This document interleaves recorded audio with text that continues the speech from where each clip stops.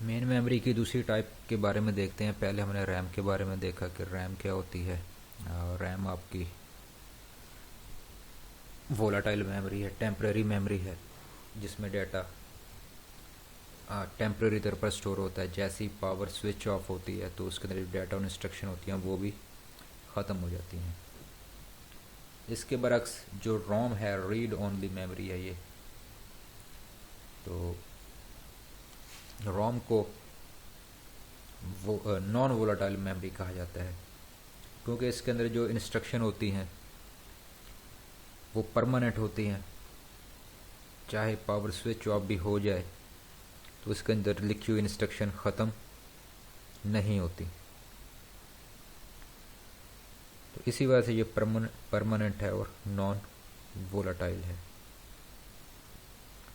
तो रोम के अंदर जो इन्फॉर्मेशन होती है, जो डाटा होता है, वो आमतौर पर जो रोम को बनाते हैं, जो मैन्युफैक्चरर होते हैं, उसी वक्त ही उसके अंदर डाटा को लिख देते हैं। आमतौर पर रोम के अंदर कंप्यूटर को चलाने की इंस्ट्रक्शन मौजूद होती हैं। जैसे हम कंप्यूटर को ऑन करते हैं तो इसके अंदर जो इंस्ट्रक्शन लिखी होती हैं वो मेमोरी के अंदर लोड हो जाती हैं, जो कि कंप्यूटर को चलाने का बायस बनती हैं।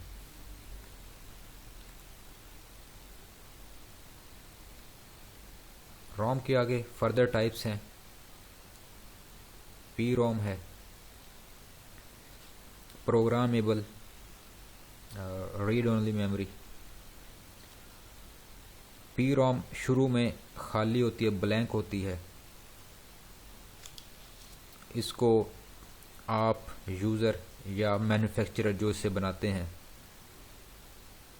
मुख्तलिफ़ तरह की डिवाइसेस इस्तेमाल करते हुए इसके ऊपर डाटा और प्रोग्राम राइट कर देते हैं।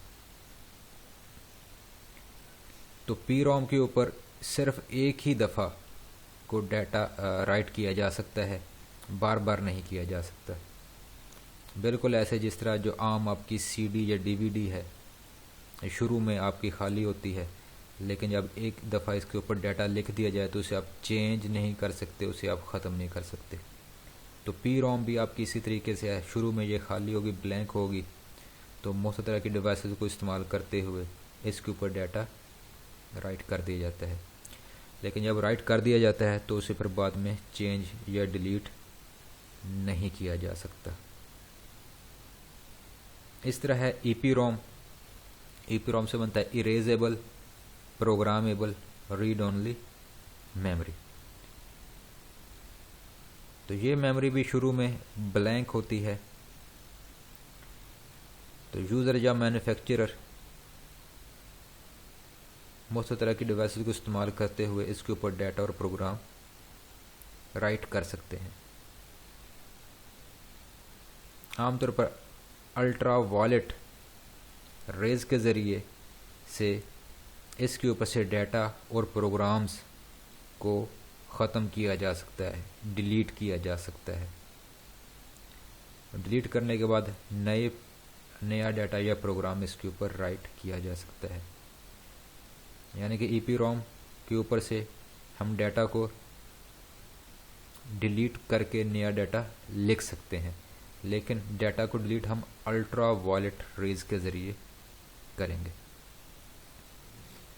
इस तरह थर्ड टाइप है आपकी और रोम की, वो है EEPROM, electrically erasable programmable read only memory. इसमें इस टाइप की रोम में इलेक्ट्रिक करंट को यूज़ करते हुए, बिजली को यूज़ करते हुए या इलेक्ट्रिकल पल्सेस को यूज़ करते हुए डाटा लिखा और मिटाया जा सकता है, इरेज किया जा सकता है। यानी कि इलेक्ट्रॉनिकली तौर पर इसके अंदर जो कुछ भी लिखा होगा, जो इसके कंटेंट्स होंगे, उनको मिटाया जा सकता है, तब्दील किया जा सकता है या नया डाटा लिखा जा सकता है। तो ईईपी रोम इस्तेमाल में आसान है, क्योंकि इसके अंदर जो डाटा है वो आसानी से ईज़िली मॉडिफाई किया जा सकता है।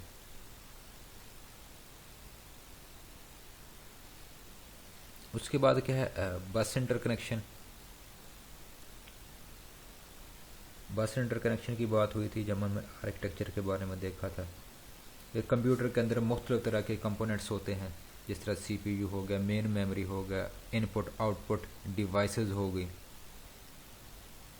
तो सारी आपस में वायर्स के ज़रिए आपस में कनेक्टेड होती हैं। तो वही जो वायर्स का जो निज़ाम होता है, जो एक सिस्टम है, इंटरनल कम्युनिकेशन एक सिस्टम है जिसके ज़रिए मुख्तलिफ तरह के कंपोनेंट्स आपस में कनेक्ट होते हैं, उसको बस इंटरकनेक्शन कहा जाता है।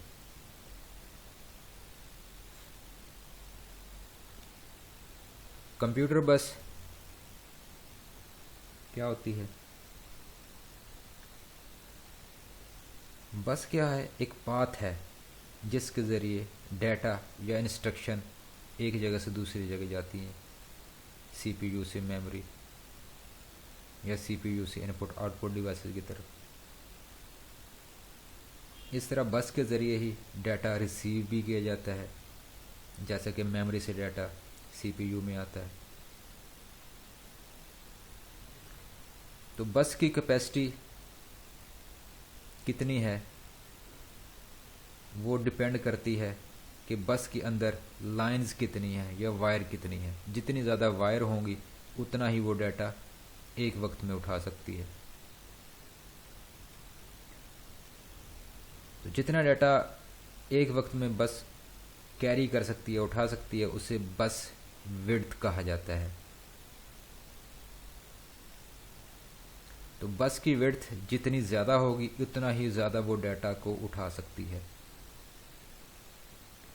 अगर बस के अंदर 32 लाइंस हैं तो एक ही वक्त में 32 बिट्स को ले जा सकती है, यानी कि 4 बाइट्स वो एक ही वक्त में ले जा सकती है। इसी तरह अगर किसी बस के अंदर 64 लाइंस हैं तो वो 64 बिट्स या 8 बाइट्स एक ही वक्त में कैरी कर सकती है।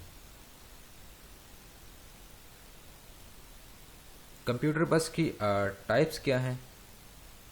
सिस्टम बस है। सिस्टम बस क्या करते हैं? जो मेन कंपोनेंट्स है कंप्यूटर के, जैसे कि सीपीयू और मेन मेमोरी,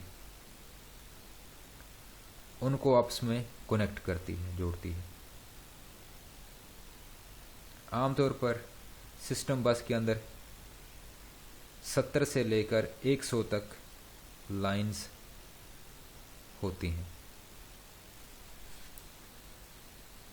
जो सिस्टम बसेज होती हैं वो मदरबोर्ड के ऊपर ही, यानी कि मदरबोर्ड का हिस्सा होती हैं, मदरबोर्ड के अंदर ही ये शामिल होती हैं। इस तरह दूसरी टाइप है एक्सपेंशन बस। एक्सपेंशन बस क्या करती है कि सीपीयू को जोड़ती है, कनेक्ट करती है पेरिफेरल डिवाइसेस के साथ, जैसे कि माउस, कीबोर्ड, प्रिंटर, स्कैनर। इनको जोड़ने के लिए जो बस यूज़ होती है उसे हम एक्सपेंशन बस कहते हैं।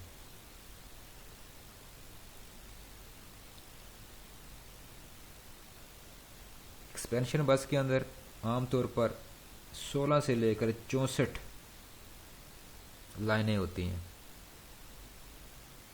जितनी लाइनें होंगी उतनी वो बिट्स एक वक्त में ले जा सकती है।